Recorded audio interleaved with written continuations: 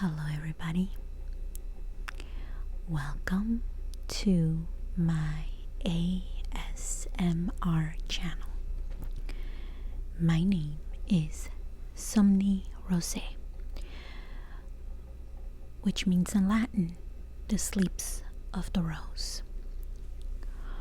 Wherever you are, especially today,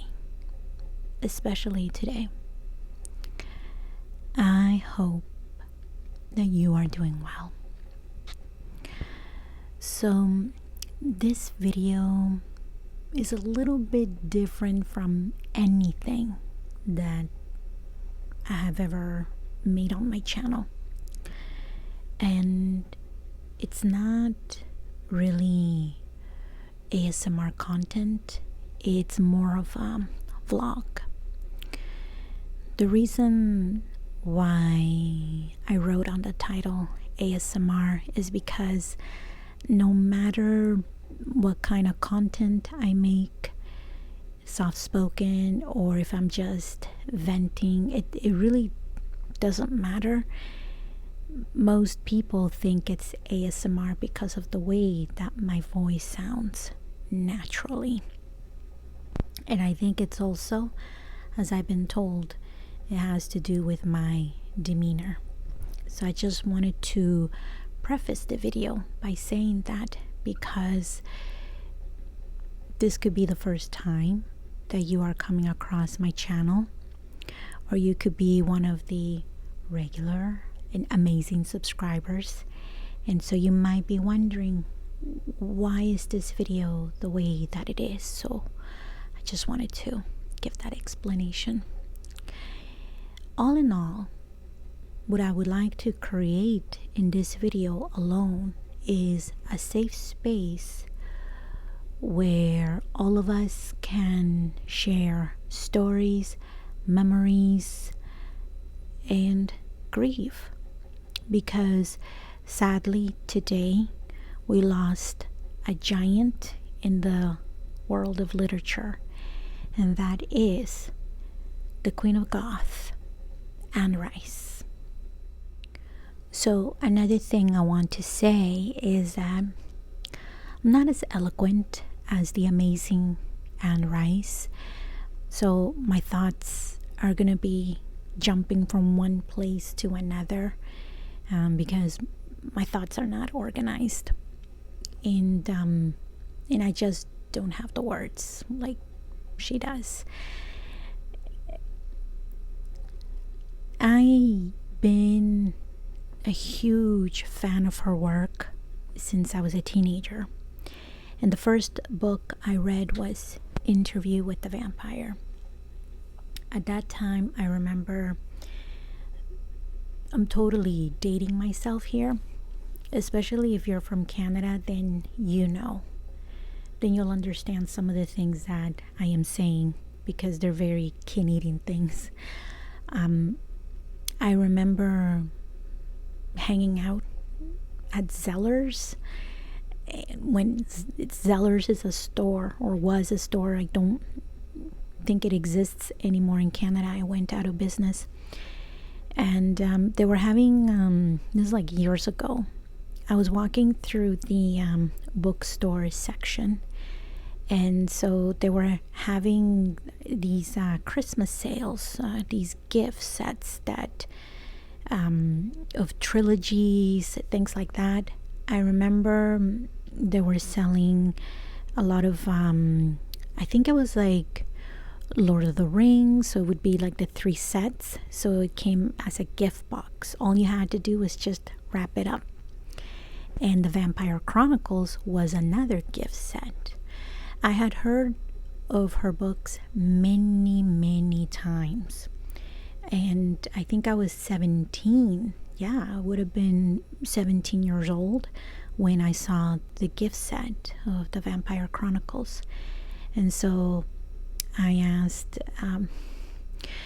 my family if they could buy it for me, and they did. So it was it was more or less like my birthday and Christmas gift, because I'm a December baby. So it was just more or less like, okay, here's your gift for the month, and there you go. And I was happy. And I've always been a bookworm, and I started reading her books and never looked back. I don't know how many times I have read the first 3 books. Interview with the Vampire, The Vampire Lestat, and Queen of the Damned.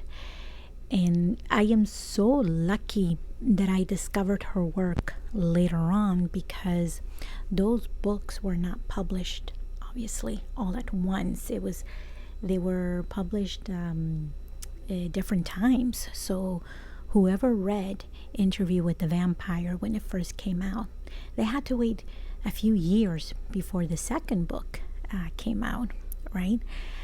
I love her work completely. I read, like, see, I'm starting to struggle with my words, but I just don't know how else to express what her work meant to me and how it affected my life, because she the way that she writes, for someone who has synesthesia like me, I have associative synesthesia. So what that means is that I see colors and patterns in my mind. I always tell my audience that I'm gonna dedicate one video or one podcast episode to synesthesia, and I never get around to it. And so I'm basically repeating myself here, and I know my audience, the hardcore ones, are gonna be rolling their eyes, or maybe you'll be understanding and patient with me, I hope. When I was a child, I used to be able to see colors in front of me. So these patterns and colors that were triggered by music, by sounds, by certain words. Most of the times it was triggered by music, so I could see colors right in front of me, just like I'm looking at my hand. And so I think that was called projectile synesthesia. It has another term. But somehow I grew out of that, and I couldn't see it with my eyes anymore. I could only see it in my mind. And sometimes there are certain words that I can't listen to because I can't hear someone else say them, because it leaves a bad taste in my mouth. So if you're a synesthete, comment below and let us know what kind of synesthesia you have. So why am I saying this? Because reading Anne Rice's books, her style of writing triggered so many beautiful patterns in my mind. It wasn't just seeing the characters in my mind. She had this beautiful talent of describing her characters from head to toe, from their hair, their color of their eye, their skin, to their fashion. I can't say that I've read every book in the world, obviously, but there's a few authors that I've read here and there.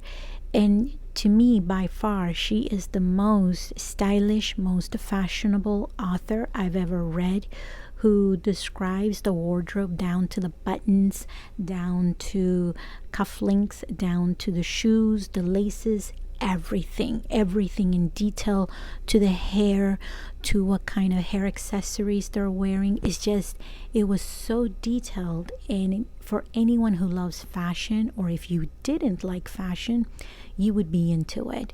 If you weren't into fashion, trust me, after reading these types of books, you would become a fan of it.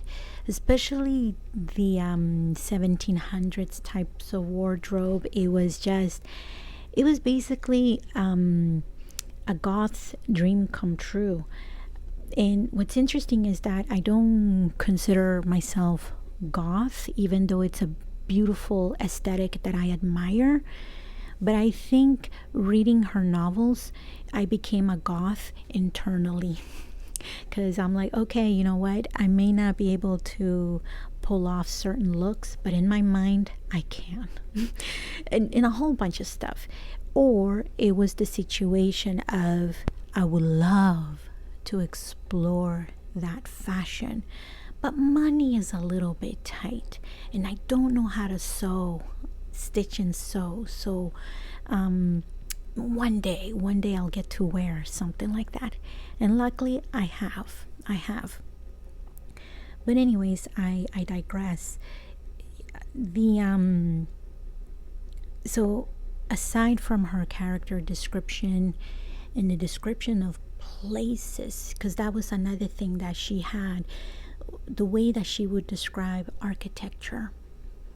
So again, if you were into architecture, she was the author for you, because the way that she would describe them, down to like the very details, like wallpaper, the windows, everything, it's almost as if you could see it yourself. It's as if you were there. If you were into history, she was the author for you. You know, the way that she described some of her characters, and the way that her characters would talk about certain life history, it was so believable that it made you think, wait, maybe in a crazy world, these characters are actually real, and we're just reading an autobiography, because historically it was so accurate. But of course, it's fiction. Maybe not. I'm just having fun with you. But if you are a fan of her work, then you know exactly what I mean. She didn't create a fantasy world. She created, it's almost as if she was just like the first novel, Interview with the Vampire. It's almost as if she was telling their stories. She was the messenger. That's what it truly felt like. It made, I think it, for me, of course, you know, I'm only one fan out of millions and millions of people that followed her. But for me, I think she romanticized planet Earth for me. It made me appreciate many parts of our architecture, the way that we live, the way it made me see things differently. So instead of escaping into a world that doesn't exist, a time period that doesn't exist like other novels, it was more or less like, I am part of that world, because that world is here. It's like, you want to wear the lace, you want to wear those types of clothing, just go buy it. You are already part of that world. These vampires walk amongst us and we don't even know it. They're here.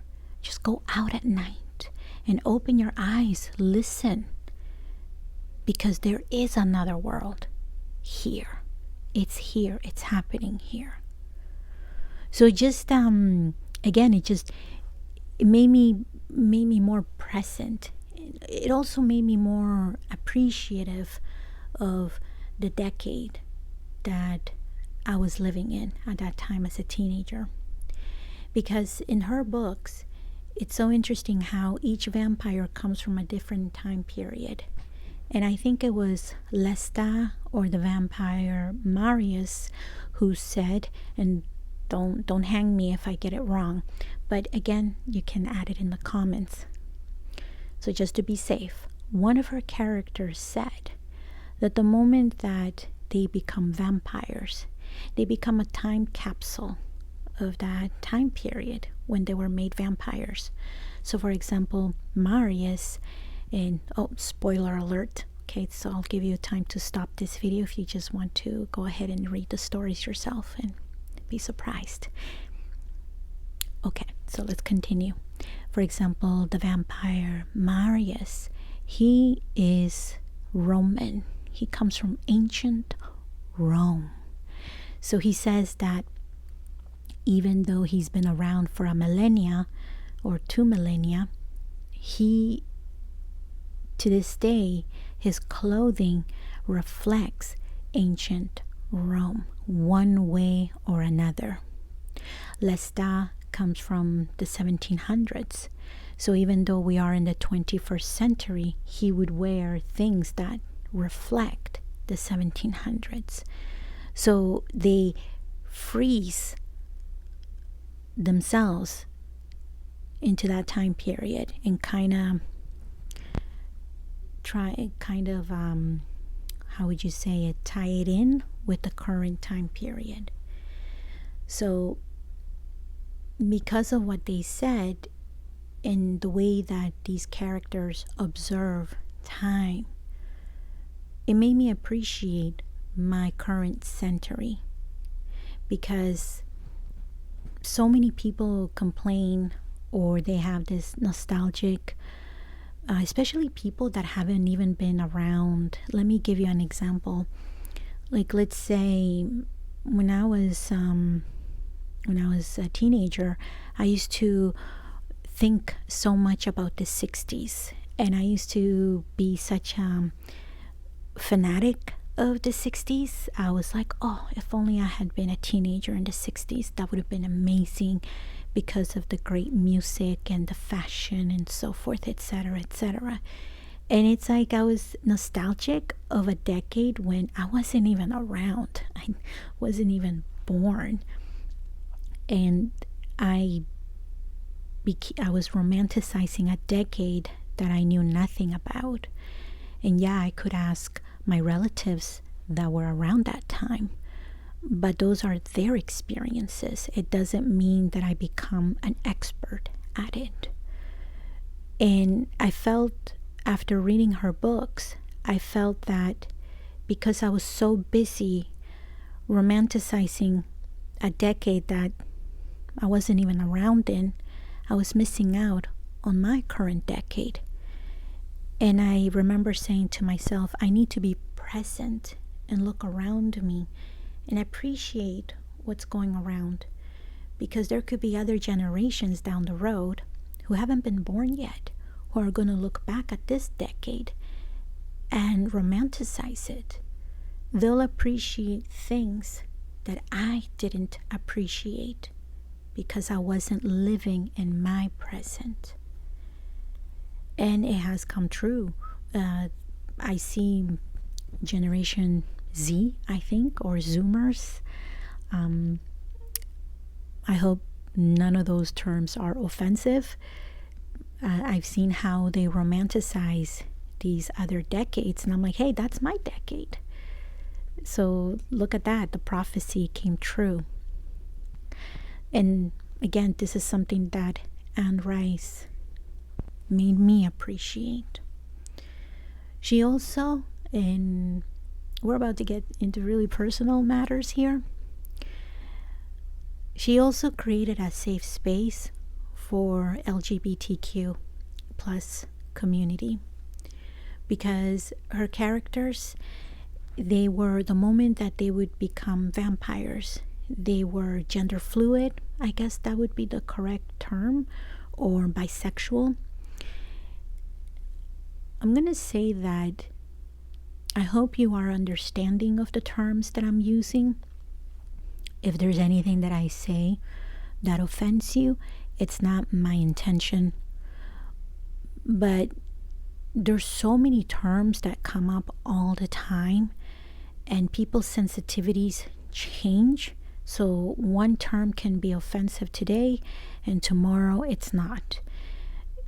Today, this term is like, this is what we want to be called, and then the next day, this is what we want to be called, right? So I just want us to just stay on the same page.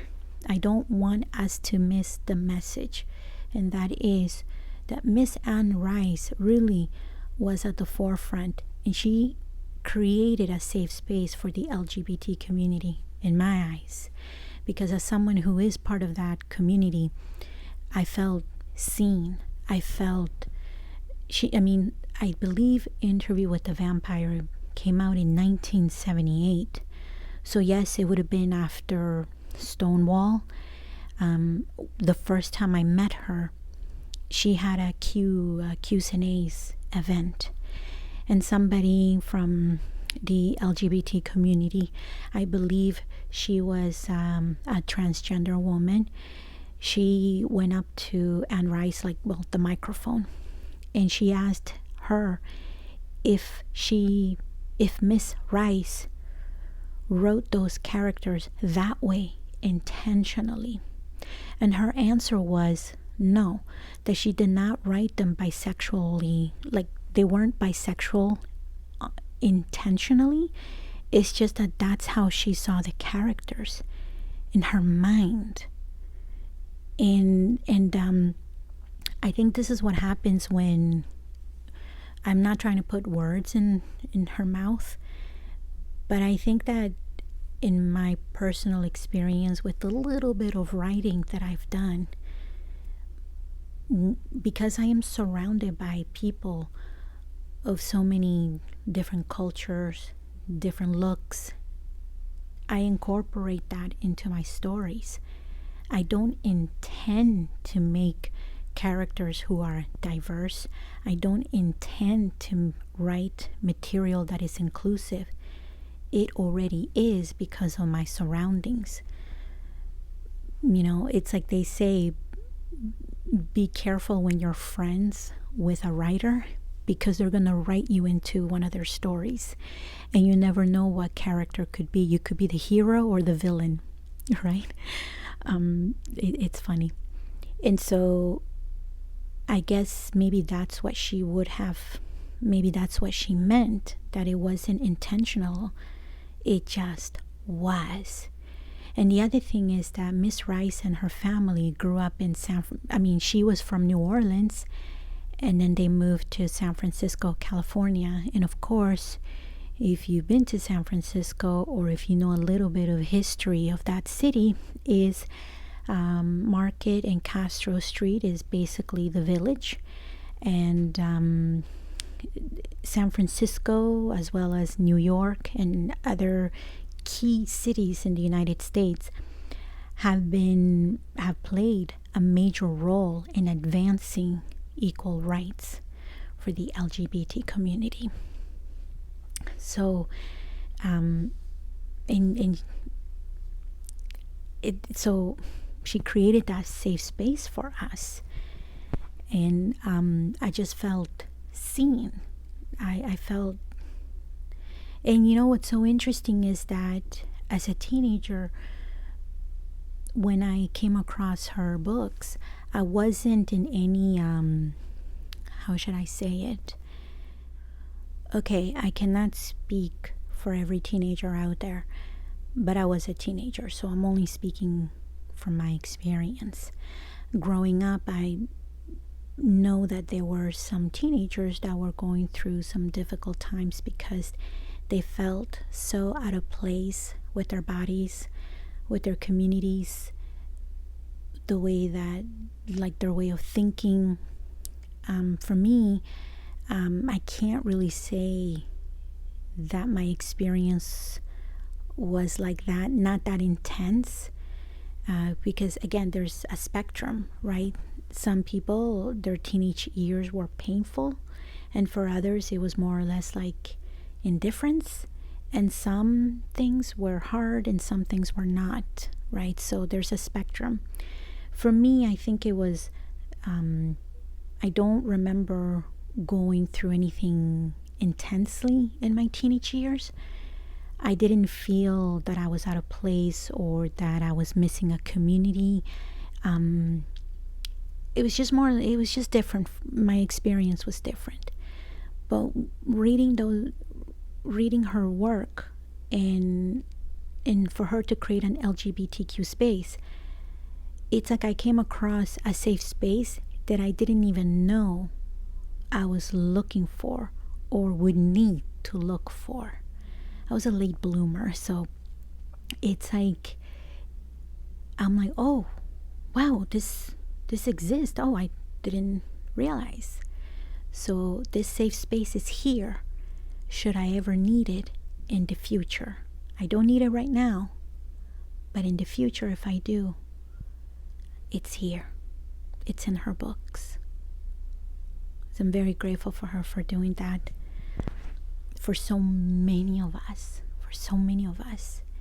and for that person that asked her the question, because she told Miss Rice that her work helped her through it. It was just it was amazing. It was amazing. So then there was I remember in the recent years, well, I keep saying recent, somehow it's hard for me to keep track of time. Anything after 2000, like I keep forgetting that there was a decade, like 2000 to 2010, and then from 10 to 20. I don't know if anybody else experiences that where, I don't know, you forget that there was another decade. I feel like we just went from 2000 to 2020, and with the pandemic, or should I say the panini, because we can't say certain words, otherwise this video could be censored. Anyways, I remember she really she really defended authors, self-published authors who were creating their work or selling their work through Amazon, and these authors were being bullied, or they were experiencing a lot of negative reviews on their work, and apparently some of them were fake. And so Miss Rice really spoke out against that, and she helped pave the way for protection of these authors. Yes, there is a place to critique someone's work, but it cannot be fake. It cannot be to bully the author. And she really risked her career, her safety, to help these authors. And that is admirable because she was brave to do that. So also I don't even know how to segue my way into another topic. And Miss Rice, I think she's also the reason why so many of us want to go to New Orleans, because New Orleans is basically a main character in many of her books, in many of her books. And see, I'm starting to run out of words, and I just have to go with my intuition that maybe I've said what I needed to say. I'm gonna, before I will share an anecdote, but before I do so, I just want to say, like, again, many thanks to Miss Rice for her wonderful work, for being inclusive, for creating, like, being so much at the forefront, for creating these characters that are gender fluid, I guess that's the right term, or more or less like it didn't matter if they were male or female, or how they expressed masculine or feminine. You truly appreciate how they love. And I think I'll just leave it like that, because you would have to read her books to understand it. In her books, her characters are so complex, and it really opens up the door for many discussions, and it will continue to do so. And I hope that those discussions are always positive, that I don't know, it's just, I think it will for most of the time it'll be positive. I had the honor, I was super lucky to have met her 2 times. I never knew it would be possible. When I read her books, I was not living in Toronto, Canada.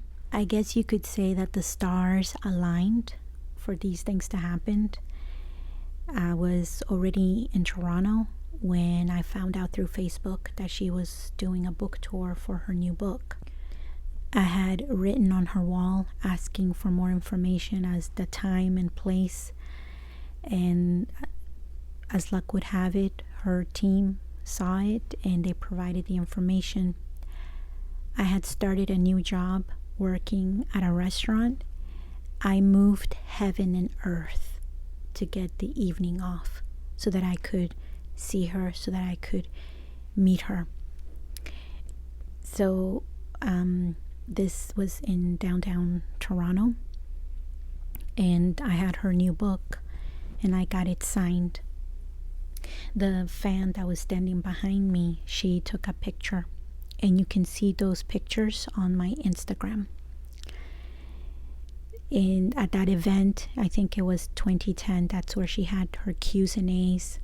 It was amazing. It was for 1 hour, but it felt as if she was only there for 10 minutes because all the fans were asking such amazing questions. And it's like, can we just keep asking her more, because there's so much more that I want to know. Like, everybody keep asking more questions, but of course you have to respect her time. The second time that I met her would have been in 2014, and at that event, I dressed up a little bit because I felt that I had to be in honor of her characters, because their characters were always dressed to the nines, always wearing their Sunday best. And I remember standing in this long lineup. It was so long that I thought, oh my God, maybe she won't get to sign my book, right? Even though I had already had a book signed. But I was like, oh my God, I was so nervous. Most of the people standing in line were dressed, oh my God, everybody was wearing their best clothes. Some were wearing like long cloaks, nice trench coats, very stylish. And so I was wearing a white blouse with a black vest and a beautiful tie that a good friend of mine, she's very stylish, she has impeccable taste. She gifted me this tie a few years back.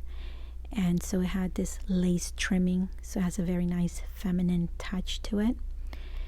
And so I wanted to impress her. Because I'm like, you know what, her characters are stylish, so we need to look the same. And I just felt like, yeah, okay, I'm not exactly underdressed or overdressed, whatever. I'm in the right, and I did the right thing.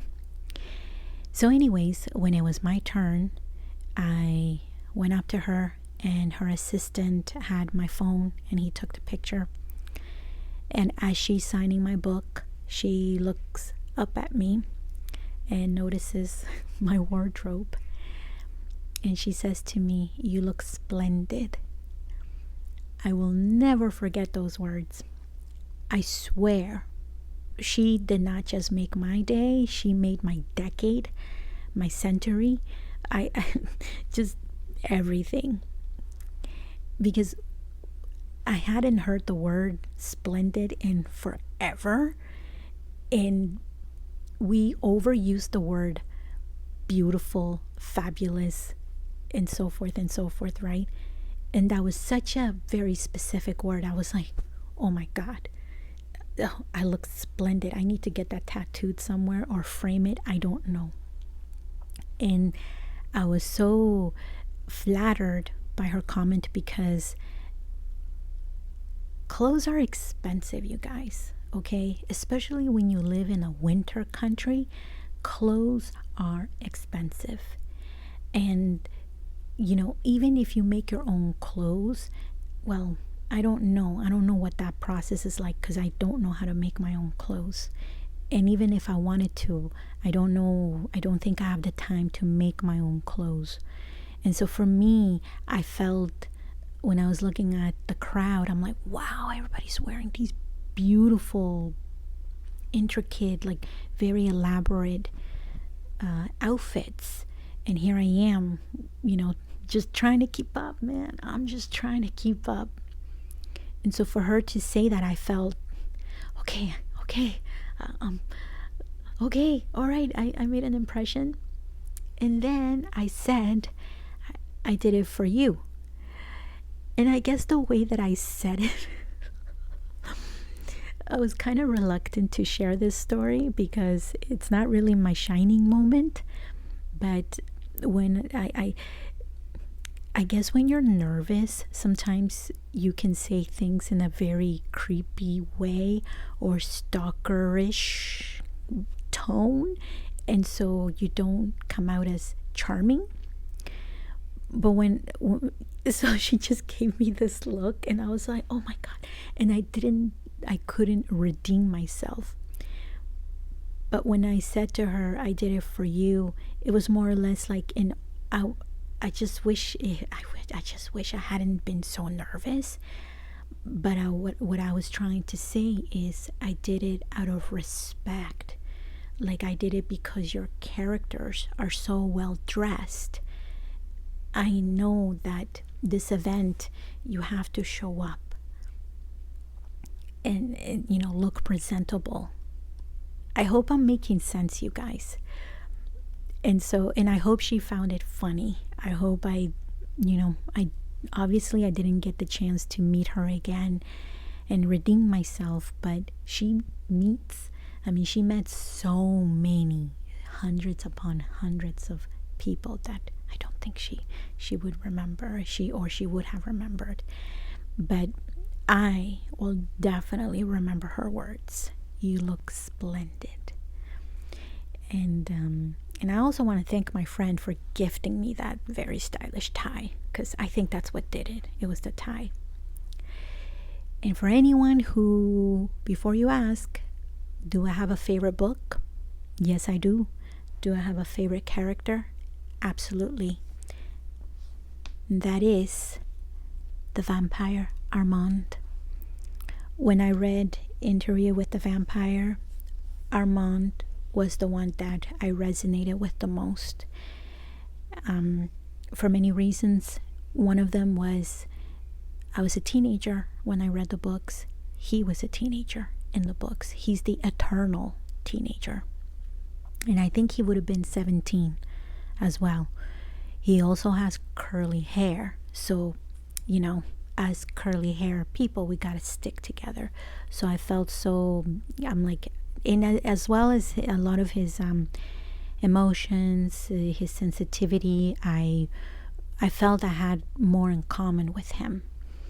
I know he's a controversial character. I know that. But for the most part, he's my favorite. And it's so interesting because in Interview in the Vampire, the film, he's portrayed by Antonio Banderas as a grown man. But Armand is actually a teenager. He's 16, 17, something like that. So his hair is auburn and mine is copper. But we're getting there, right? And I think, Armand's voice just spoke to me on so many levels. He is my favorite one. And speaking of the film, Interview with the Vampire, that film was so well done. My opinion, so well done. From the costumes, from the actors, everything. And what's interesting is that I read the books before I ever saw the film. The film had already been out, so I came to see it much later. But the books, I think I was already on the 4th or 5th book in the Vampire Chronicles before I saw the film.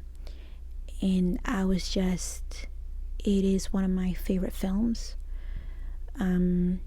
Miss Rice, she did so much for the vampire genre, so much. And And again, this is my opinion only. I huge fan. I love her world. I love her, just everything that she created. Everything. In her interviews, in many of the interviews that I read, because of the nature of her books, she was always asked if she would accept immortality. And she said she would. And you know what? She definitely achieved it. Because her books will live forever. She will live forever.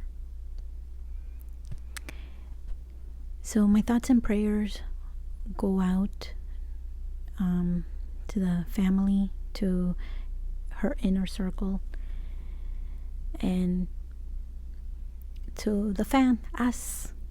This is the reason why I made this video tonight, because nobody understands the affection, the love and respect that we have for her work. And so if you are in a situation where you can't share that love and respect and admiration with those around you, I hope that you and I, here virtually on YouTube, here, we can do it together. I hope that by reading the comments, you can feel that someone else feels the same way that you do and shares the same thoughts as you do. Miss Rice brought us together. So her work brought us together. And it influenced so many people's lives in such a positive way. And I'm not saying it just by saying it. It's because I saw it. I saw it at the meet and greets, at the Q's and A's, at the signing. I saw many happy faces. So much positivity and respect for her work. And, you know, I guess that's it. I'm speechless now. I don't know what else to say. So I'm looking forward to your comments. I'm looking forward to sharing. And again, Miss Rice, wherever you are, again, thank you so much. Thank you so much.